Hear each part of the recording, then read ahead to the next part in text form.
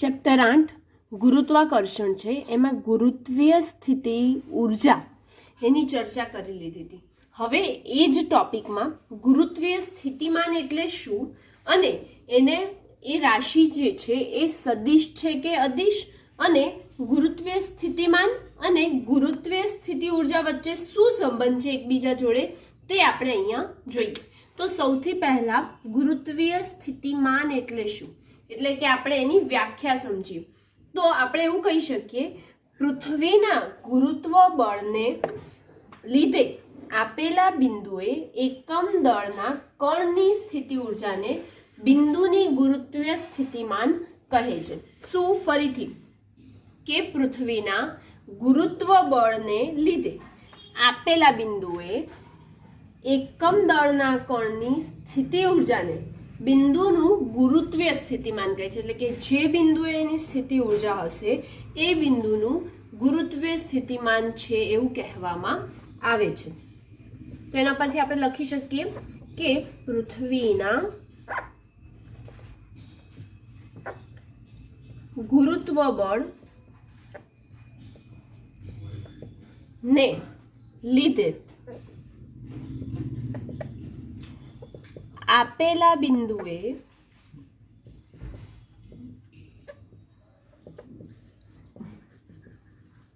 એકમ દળના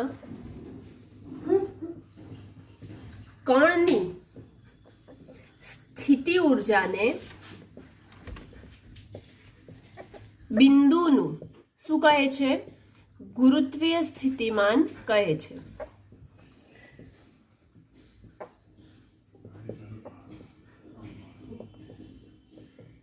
હવે જો એને પૂરી વ્યાખ્યા લખવી હોય તો આપણે એવું લખી શકીએ કે અનંત અંતરેથી કે બહુ દૂરના અંતરેથી એકમ દળના પદાર્થને અન્ય કોઈ પદાર્થના ગુરુત્વીય ક્ષેત્રમાં આપેલા બિંદુએ, જે ગુરુત્વ ક્ષેત્ર આપેલું છે એમાં આપેલા બિંદુએ લાવવા માટે કરવા પડતા કાર્યને એ બિંદુ પાસેનું ગુરુત્વીય સ્થિતિમાન કહે છે. તો લખી શકીએ કે અનંત અંતરેથી એકમ દળના પદાર્થને અન્ય કોઈ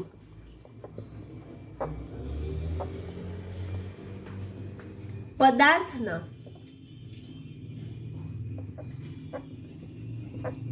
ગુરુત્વીય ક્ષેત્રમાં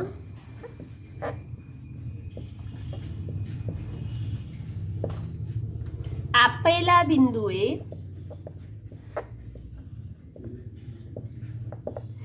લાવવા માટે કરવા પડતા કાર્યને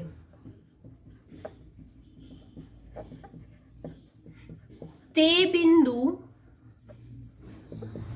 પાસેનું શું કહે છે? ગુરુત્વીય સ્થિતિમાન કહે છે. ઓકે, હવે આપણે શું કીધું? એકમ દળ. જો એકમ હોય તો એકમ છે એટલે માટે શેમાં આવશે? દળ છેદમાં આવશે. તો આપણે લખી શકીએ કે ગુરુત્વીય સ્થિતિમાન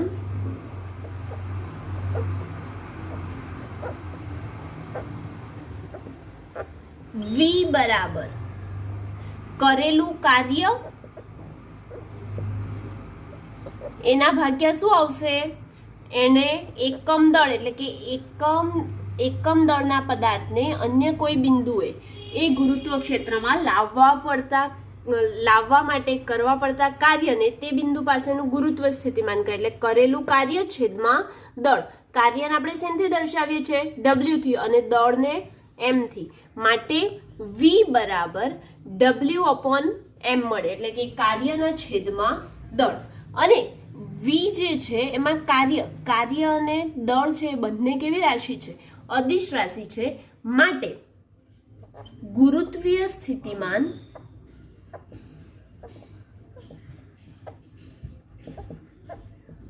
અદિશ રાશિ છે. અને જો તેનો એકમ જોવા જઈએ તો ગુરુત્વીય સ્થિતિમાનનો એકમ SI એકમ જૂલ પર કેજી છે, અથવા તો જો તેને સીજીએસમાં લખવું હોય એકમ પદ્ધતિમાં તો સીજીએસ એકમ પદ્ધતિમાં તેનો એકમ જૂલનો નાનો એકમ શું થાય? અર્ગ થાય. તો અર્ગ ભાગ્યા ગ્રામ છે. અને ગુરુત્વીય સ્થિતિમાનનું પારિમાણિક સૂત્ર આના પરથી શું લખી શકીએ? કાર્યનું સૂત્ર છેદમાં દળ, બરાબર. તો શું આવશે? કાર્યનું m1 L2 T-2 છે, જ્યારે એમનું એટલે કે દળનું શું છે? m1 આવશે માત્ર, તો માત્ર m1 લખીએ. તો આ બંનેનું જો કરીએ એટલે કે ઉપર નીચેથી m1 કેન્સલ, બચ્યું શું પારિમાણિક સૂત્રમાં? L2 T-2. એટલે કે જે ગુરુત્વીય સ્થિતિમાન છે એનું પારિમાણિક સૂત્ર બને છે m0 L2 T-2 છે. હવે આ જે ગુરુત્વીય સ્થિતિમાન છે એમાં W ની કિંમત મૂકે. W એટલે કરેલું કાર્ય છે.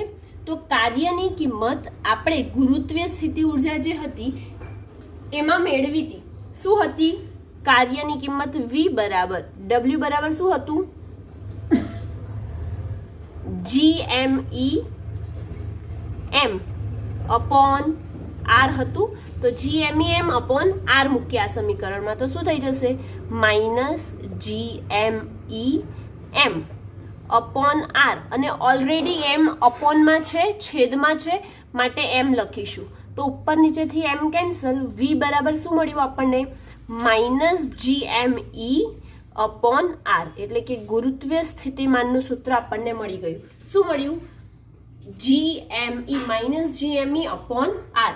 હવે જો પૃથ્વીની સપાટી પર જોતા હોઈએ તો પૃથ્વીની સપાટી માટે R બરાબર શું લઈએ છીએ આપણે? RE લઈએ છીએ, બરાબર ને? તો R બરાબર જો RE લેતા હોય પૃથ્વીની સપાટી પર એનું ગુરુત્વીય સ્થિતિમાન જોતા હોઈએ તો શું થઈ જશે? RE થઈ જશે. ઓકે, હવે આપણે એમના વચ્ચેનો સંબંધ જોવાનો છે. સૂત્ર તો તારવી લીધું, એમના વચ્ચેનો હવે સંબંધ. તો એમની વચ્ચેનો સંબંધ અહીંયા જોઈએ આપણે ઉપર બાજુ.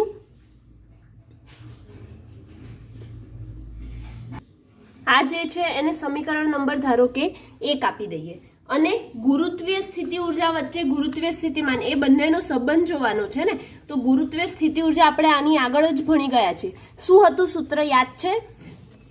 ગુરુત્વીય સ્થિતિ ઉર્જા U બરાબર શું આવતું હતું?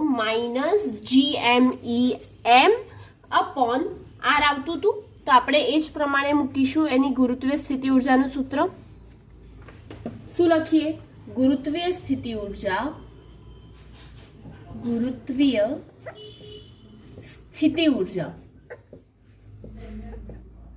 U બરાબર -GMEM અપોન R. પરંતુ જો તેને પણ પૃથ્વીની સપાટી પાસે જોતા હોઈએ તો શું લખી શકીશું? -GMEM upon RE. ઓકે, હવે -GME અપોન RE એટલે શું લખીએ છીએ આપણે? V લખીએ છીએ ગુરુત્વીય સ્થિતિમાન. તો U બરાબર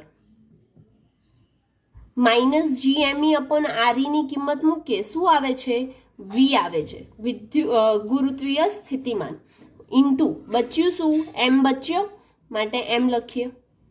તો હવે ગુરુત્વીય સ્થિતિ ઉર્જા અને ગુરુત્વીય સ્થિતિમાન એ બંને વચ્ચેનો સંબંધ આપણને આ મળી ગયો. શું મળ્યો? કે U = V × M. એના પરથી કહી શકીએ શબ્દોમાં કેવું હોય તો કે ગુરુત્વીય સ્થિતિ ઉર્જા બરાબર ગુરુત્વીય સ્થિતિમાન ગુણ્યા દળ. ઓકે, અને એની સાથે ગુરુત્વીય સ્થિતિમાન એટલે શું? તે કેવી રાશિ છે તેના એકમ પારિમાણિક સૂત્ર, તેનું સૂત્ર મેળવ્યું અને ગુરુત્વીય સ્થિતિ ઉર્જા અને ગુરુત્વ સ્થિતિમાન જોડે શું સંબંધ ધરાવે છે એ અહીં આપણે સમજી લીધું. ઓકે, નિષ્ક્રમણ ઝડપ. હવે નિષ્ક્રમણ ઝડપ કોને કહેવાય અને એના વિશે આપણે નિષ્ક્રમણ ઝડપનું સૂત્ર તારવીશું. તો સૌથી પહેલા આપણને થશે કે નિષ્ક્રમણ ઝડપ શું છે? આપણી માટે નવો શબ્દ છે. તો કોઈ પદાર્થને ઉર્ધ્વ દિશામાં હાથ વડે કે કોઈ યંત્ર વડે ફેંકવામાં આવે છે તો તે અમુક ઊંચાઈએ જઈને પાછો ક્યાં આવે છે? પૃથ્વી પર આવે છે. કેમ પૃથ્વી પર આવે છે? આપણે જાણીએ કેમ કે એમની વચ્ચે ગુરુત્વાકર્ષણ બળ લાગે છે. એટલે કોઈ પણ વસ્તુને ઉપર ફેંકીએ છીએ યંત્રથી અથવા તો અમુક ઊંચાઈ આપણે બળ લગાવીને ફેંકીએ યા તો યંત્રથી એનામાં ફોર્સ આપીને એટલે કે બળ એના પરથી પણ બળ લગાવીશું ને ફેંકવામાં આવે ત્યારે એ પાછો આવતો નથી. હવે એ પાછો નથી આવતો તો એનો મતલબ શું કે એના ઉપર ગુરુત્વાકર્ષણ બળ લાગતું હશે.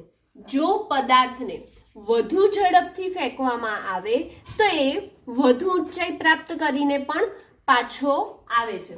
પણ એ જો વધુ ઊંચાઈ પ્રાપ્ત કરીને પાછો આવે અને અમુક વાર એવું બની શકે કે તેની પ્રારંભિક ઝડપથી ફેંકીએ તો તે પ્રારંભિક ઝડપ કાયમ માટે પૃથ્વીના ગુરુત્વીય ક્ષેત્રની બહાર અનંત અંતરે જતો રહે છે. જો એની ઝડપ બહુ વધારે હોય એટલે કે તેને તેની પ્રારંભિક ઝડપથી ફેંકવામાં આવે છે ત્યારે એ કાયમ માટે પૃથ્વીના ગુરુત્વ ક્ષેત્રથી ક્યાં જતો રહે છે? બહાર જતો રહે છે. એટલે કે જે સ્પેસ શટલને જે ઉપગ્રહ જે મૂકવામાં આવે છે, અલગ અલગ યાન મૂકવામાં આવે છે, એ કેવી રીતે કે બહુ ફોર્સથી એની પ્રારંભિક ઝડપથી એમને શું આપવામાં આવે? ફોર્સ આપવામાં આવે તો એ આખા ક્યાં જતા રહે છે? ડાયરેક્ટ સ્પેસમાં એટલે કે ગુરુત્વીય ક્ષેત્રની બહાર જતા રહે, પછી એ પાછો આવતો નથી. તો આ સ્થિતિમાં પદાર્થ પર પૃથ્વીનું ગુરુત્વાકર્ષણ બળ લાગતું નથી. ગુરુત્વીય ક્ષેત્રની બહાર જતો રહ્યો એનો મતલબ શું થયો કે એ જગ્યાએ એનું ગુરુત્વાકર્ષણ બળ લાગતું નહીં હોય. તો જનરલ કિસ્સામાં શું થાય કે આપણી પાસે બોલ છે કે કોઈ પણ વસ્તુ છે એને ઉપર ફેંકીએ તો જેટલું બળથી ફેંકીશું એટલા બળથી જે ઉપર જવાનું છે, પરંતુ તેના જોડે આકર્ષણ બળ, કયા પ્રકારનું આકર્ષણ બળ? ગુરુત્વાકર્ષણ બળ પ્રકારનું આકર્ષણ બળ લાગે છે, માટે તે પાછો પૃથ્વી પર જ આવે છે. પરંતુ જો તેને તેની પ્રારંભિક ઝડપથી ફેંકી દેવામાં આવે, ફેંકવામાં આવે ત્યારે એ કાયમ માટે એ પૃથ્વીના ગુરુત્વ ક્ષેત્રની ક્યાં જતો રહે છે? બહાર જતો રહે છે. તો ગુરુત્વ ક્ષેત્રની બહાર જતો રહે ત્યારે તે પાછો આવતો નથી. હવે પાછો ના આવે એનો મતલબ શું થયો કે એને ગુરુત્વાકર્ષણ બળ લાગતું નથી. ઓકે, તો પદાર્થની આવી જે પ્રારંભિક ઝડપ છે તેને નિષ્ક્રમણ ઝડપ કહેવામાં આવે છે. તો સૌથી પહેલા એની વ્યાખ્યા સમજી છે તે લખી દઈએ કે જો કોઈ પદાર્થને તેની પ્રારંભિક ઝડપથી કાયમ માટે પૃથ્વીના ગુરુત્વ ક્ષેત્રની બહાર અનંત અંતરે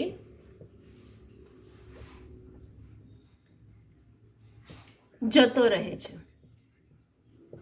હવે આ અનંત અંતરે જતો રહે છે ત્યારે તે કદી પાછો આવતો નથી.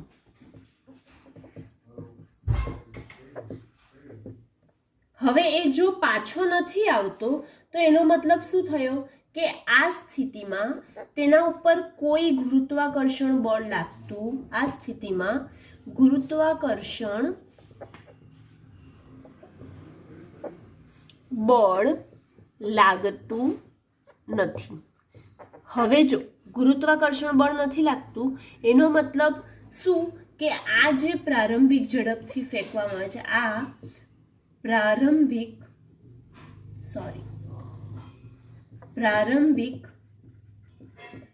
ઝડપથી ફેંકવામાં આવ્યો હોય તે ઝડપને કઈ ઝડપ કહે છે? નિષ્ક્રમણ ઝડપ કહે છે. ઓકે, હવે નિષ્ક્રમણ ઝડપની વ્યાખ્યા જોઈ લીધા બાદ જો એટલે કે આ તો ખાલી આપણે સમજવા માટે નિષ્ક્રમણ ઝડપ આને કહેવાય, પરંતુ એની જો પ્રોપર વ્યાખ્યા જે છે, ડેફિનેશન જે લખવી હોય તો શું થશે કે કોઈ એક પદાર્થને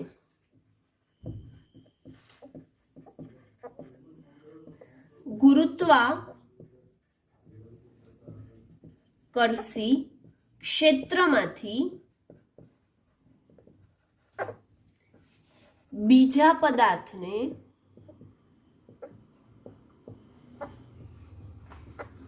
મુક્ત કરવા માટે જરૂરી લઘુત્તમ ઝડપને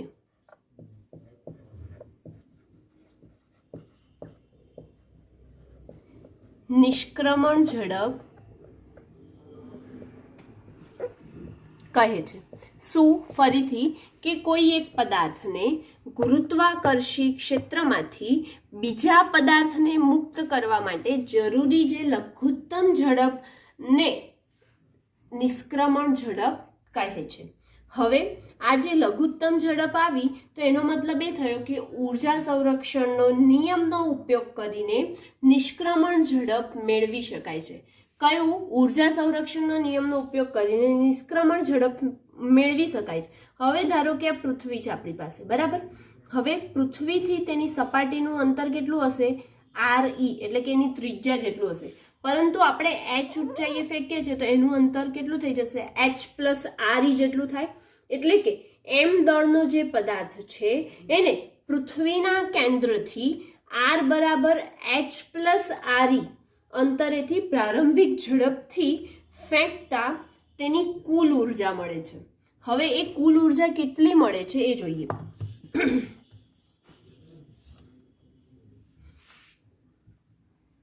ઉર્જા સંરક્ષણના નિયમનો ઉપયોગ કરીને નિષ્ક્રમણ ઝડપ મેળવી શકાય છે અને જો m દળવાળા પદાર્થને કેન્દ્રથી r બરાબર h પ્લસ RE અંતરેથી તેની પ્રારંભિક ઝડપ vi થી ફેંકતા તેની કુલ ઉર્જા મળે છે. હવે એ કુલ ઉર્જા જે મળે એ E બરાબર કેટલી થઈ જશે? 1/2 એનું જે કાઇનેટિક એનર્જી છે એની, એટલે કે એની જે ગતિ ઉર્જા છે, ગતિમાં આવ્યું, પ્રારંભિક ઝડપથી એને ફેંક્યું માટે એ ગતિમાં આવ્યું તો 1/2 mvi² માઇનસ એનામાં gmem જેટલું જે gmem જેટલી જે ઉર્જા લાગે છે તે માઇનસ gmem, ખરેખર અહીંયા આવે પ્લસ, પરંતુ આપણે જે સૂત્ર લખીએ છીએ એનું સ્થિતિ ઉર્જા પ્રાપ્ત કરે ત્યારે શું લખીએ છીએ? માઇનસ લખીએ છીએ. તો minus gmem upon h plus RE અને એને કરવા માટે કરવું પડતું કાર્ય કેટલું લીધું આપણે? W1. શેના માટે? E બરાબર k પ્લસ v, એટલે કે એની ગતિ ઉર્જા વત્તા તેની સ્થિતિ ઉર્જા, બરાબર. તેની ગતિ ઉર્જા વત્તા સ્થિતિ ઉર્જા એટલે આપણને કુલ ઉર્જા મળે. ગતિ ઉર્જા 1/2 mvi² અને સ્થિતિ ઉર્જા પણ આપણે મૂકી. હવે E બરાબર h પ્લસ RE છે. એમાં જો આપણી ઝડપ અનંત અંતરેથી તેની ઝડપ vf હોય તો તેની અંતિમ કેટલી થઈ જશે?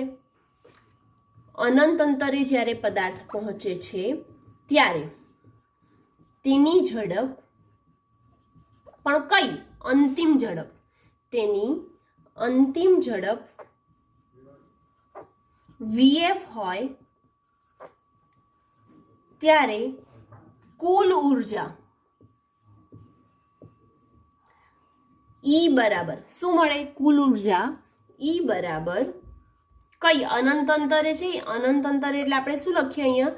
Infinite distance is equal to અનંત અંતરે હોય તો છેલ્લે શું પ્રાપ્ત કરશે? અને કાર્ય, એની સ્થિતિ ઉર્જા તો હોય જ નહીં એ વખતે, માટે એનું કરવું પડતું કાર્ય વત્તા એનું અંતિમ ગતિ ઉર્જા માટે શું લખીશું? 1/2 mvf² પ્લસ W1. જો આ સમીકરણ નંબર 1 હોય તો આને સમીકરણ નંબર શું આપી દઈએ? 2 આપી દઈએ. હવે નેક્સ્ટ જોઈએ કે જો ઉર્જા સંરક્ષણના નિયમનું પાલન કરવું પડે તો આપણને નિષ્ક્રમણ ઝડપ મળે છે. હું આગળ બોલી ગઈ. તો હવે એ બંને ઉર્જા સંરક્ષણના નિયમનું પાલન કરીએ તો પ્રારંભિક અને અંતિમ બંને ગતિ ઉર્જા કેવી થાય? સમાન થાય.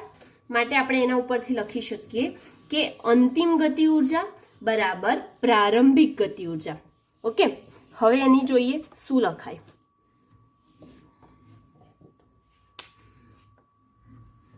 ઉર્જા સંરક્ષણના નિયમ પરથી અંતિમ કુલ ઉર્જા બરાબર પ્રારંભિક ઝડપની કુલ ઉર્જા. હવે અંતિમ બરાબર પ્રારંભિક લખીએ તો અંતિમ કેટલું હતું આપણી પાસે? 1/2 mvf² plus W1 is equal two આ શું છે? 1/2 mvi² minus gmem upon h plus RE, કેમ કે એમની ઊંચાઈ પ્રમાણે લેવું પડશે ને માટે, પ્લસ W1. ઓકે, આ સમીકરણ 1 અને 2 બંનેનો ઉપયોગ કરીને આપણે અંતિમ ગતિ ઉર્જા બરાબર પ્રારંભિક ગતિ ઉર્જા લખ્યું. હવે આ સમીકરણમાં આપણને સામસામેથી શું કેન્સલ થશે? W1 કેન્સલ થશે, તો W1 ને ઉડાવી દઈએ. W1 કેન્સલ, બચ્યું શું આપણી પાસે કે 1/2 mvf² is equal two 1/2 mvi² minus gmem upon h plus RE બચ્યું. હવે 1/2 mvi² minus gmem upon h plus RE છે. એમાં સમીકરણમાં જે જમણી બાજુનું પદ છે, સોરી, જે ડાબી બાજુનું પદ છે એ હંમેશા ધન હશે અથવા તો શૂન્ય હશે. કયું? ડાબી બાજુનું, એટલે કે જે અંતિમ કુલ ઉર્જા છે એનામાંથી એની ગતિ ઉર્જા જે બચી એમાં ડાબી બાજુનું પદ 1/2 mvf² કાં તો શૂન્ય હશે કાં તો કેવું હશે? ધન હશે. તો આપણે લખી શકીએ કે આ સમીકરણમાં ડાબી બાજુનું પદ કયું પદ છે? 1/2 mvf² એ ધન અથવા કેવું હશે? શૂન્ય હશે. ઓકે, હવે જો એ શૂન્ય હોય તો આપણે એના ઉપરથી લખી શકીએ કે આપણે આને આ બાજુ લઈ લે તો 1/2 mvi² minus gmem upon h plus RE is greater than or equal to કેવું આવશે? 0. આ પદ જો ધન અથવા શૂન્ય હોય તો એને આપણે શું બતાવી શકીએ કે ગ્રેટર ધન ઓર ઇક્વલ ટુ 0. માટે vi નું લઘુત્તમ મૂલ્ય જે આ LHS સાઈડ મળે છે 1/2 mvi² minus gmem upon h plus RE છે એમાં કેવું મળે છે? શૂન્ય. vi પ્રારંભિક જે ગતિ છે, પ્રારંભિક ઝડપ છે એના માટે એ કેવું મળે છે? શૂન્ય મળે છે. તો આપણે અહીંયા લખીએ કે vi ના લઘુત્તમ મૂલ્ય માટે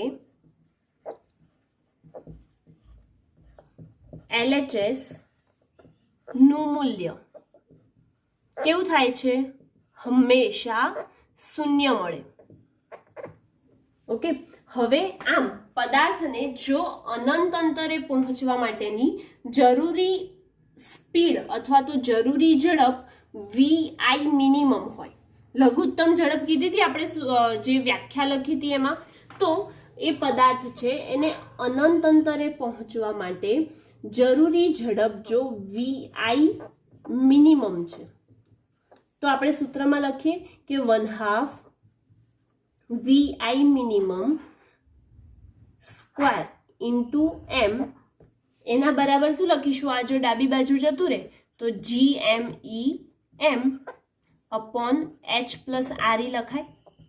ઓકે, હવે 1/2 vi² મિનિમમ ઇન્ટુ m બરાબર gmem upon h plus RE જે સૂત્ર મળે છે એમાં આ જે mm છે સામસામેથી કેન્સલ થશે અને આ 2 છે એ ક્યાં જશે? સામે સાઈડ. તેથી VI square minimum is equal two 2GME upon H plus RE મળ્યું આપણને. અને જે ઝડપ છે એ કઈ ઝડપ કહેવાય? કઈ ઝડપનું સૂત્ર? નિષ્ક્રમણ ઝડપનું સૂત્ર મળ્યું. સમીકરણ 3 એ નિષ્ક્રમણ ઝડપ નું સૂત્ર છે. ઓકે, હવે નિષ્ક્રમણ ઝડપનું સૂત્ર તો આપણે મેળવી લીધું, પણ જો પૃથ્વીની સપાટીથી ફેંકેલો પદાર્થ હશે તો તેની ઊંચાઈ કેવી હોય? 0 હોય. એટલે કે h બરાબર કેવું હોય? 0 હોય. તો h બરાબર એની ઊંચાઈ 0 મૂકીએ તો આપણને સમીકરણમાં શું ફેરફાર થશે? પૃથ્વીની સપાટીથી ફેંકતા પદાર્થ માટે h બરાબર 0 છે.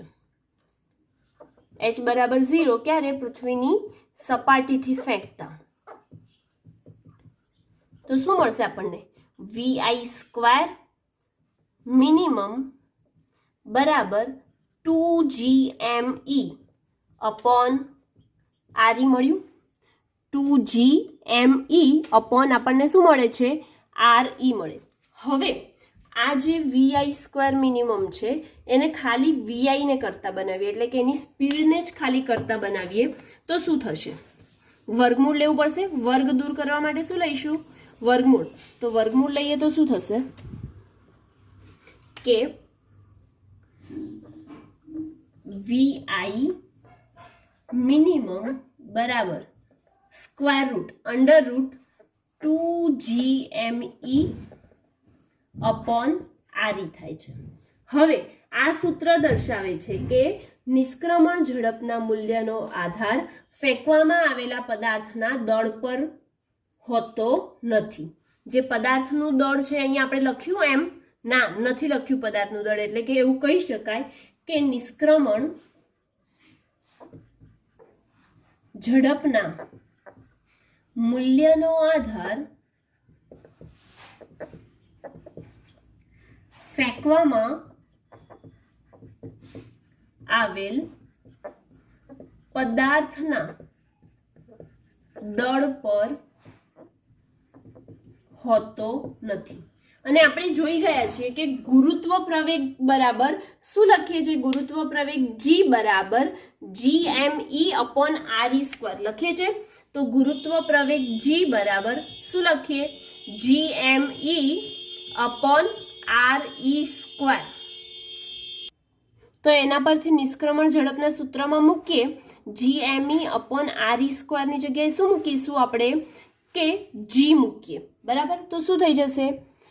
VI મિનિમમ બરાબર અંડર રૂટ છે તો અંડર રૂટ તો રહેશે જ એનામાં, અને GME અપોન RE સ્ક્વેર છે તો મારે અહીંયા આ સૂત્રમાં RE વડે ગુણવું પડશે. બરાબર. તો 2 ઇન્ટુ RE ઇન્ટુ G તો મારું સૂત્ર બનશે. કેવી રીતે કર્યું? ફરીથી આપણે સમજી લઈએ કે જે ઓરિજિનલ સૂત્ર હતું શું હતું? કે 2GME અપોન RE. તો મેં RE વડે ગુણ્યું અને RE વડે ભાગી દીધું. બરાબર. તો આપણું સૂત્ર શું બની જાય છે અહીંયા? કે 2GME upon RE square into RE બને. પરંતુ આપણી પાસે GME અપોન RE એની કિંમત છે કેટલી છે? G છે. માટે VI મિનિમમ બરાબર under root of 2G into RE મળે છે. અને આ સૂત્ર પણ આપણે તેના ગુરુત્વ પ્રવેગની જો કિંમત હોય અને આપણને ખાલી RE ની વેલ્યુ આપી હોય તો નિષ્ક્રમણ ઝડપ શોધી શકીએ છીએ. આ સૂત્ર તો છે જ છે આપણી પાસે, પરંતુ માત્ર RE ની વેલ્યુ આપણને હોય તો એના ઉપરથી આપણે શું શોધી શકીએ છીએ? નિષ્ક્રમણ ઝડપની કિંમત શોધી શકીએ છીએ. બરાબર. અને G બરાબર કેટલું લેવામાં આવે? 9.8 મીટર પર સેકન્ડ સ્ક્વેર લેવામાં આવે છે. અને RE ની કિંમત કેટલી છે? 6.4 પૃથ્વીની ત્રિજ્યા 6.4 ગુણ્યા 10⁶ મીટર છે. તો આપણને VI મિનિમમ નિષ્ક્રમણ ઝડપ મળે છે, લઘુત્તમ ઝડપ 11.2 કિલોમીટર પર સેકન્ડ મળે છે. કેટલી મળે છે? 11.2 કિલોમીટર પર સેકન્ડ. અને નિષ્ક્રમણ ઝડપને દર્શાવાય છે કેવી રીતે? તો તેને VI મિનિમમ અથવા તો VE થી દર્શાવવામાં આવે છે. શેનાથી દર્શાવાય છે? VI મિનિમમ અથવા તો VE થી દર્શાવવામાં આવે છે. અને અહીંયા નિષ્ક્રમણ ઝડપ જે છે એ કમ્પ્લીટ થાય છે.